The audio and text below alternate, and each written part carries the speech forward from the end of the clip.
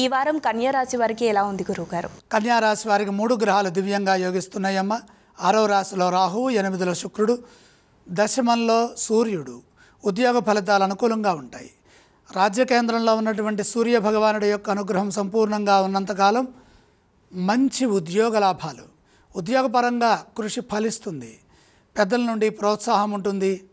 మీ పనిని నలుగురు గుర్తిస్తారు. ప్రతిభతో పనిచేసి మెప్పు పొందుతారు.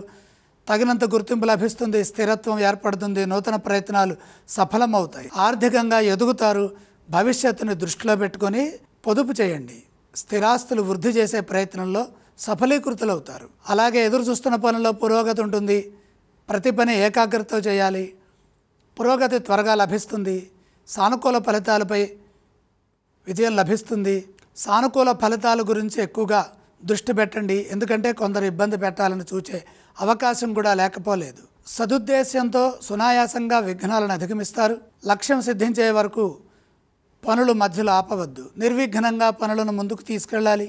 సాంకేతిక లోపాలు ఏర్పడకుండా అవగాహన సామర్థ్యంతో శాంతంగా ముందుకు సాగండి.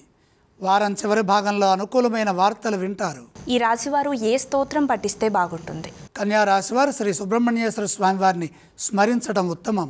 అలాగే ఈ వారం కన్యా రాశి వారు ఏ ఆలయాన్ని సందర్శించాలి? కన్యా రాశివారు సుబ్రహ్మణ్యేశ్వర స్వామి వారిని దర్శించాలి.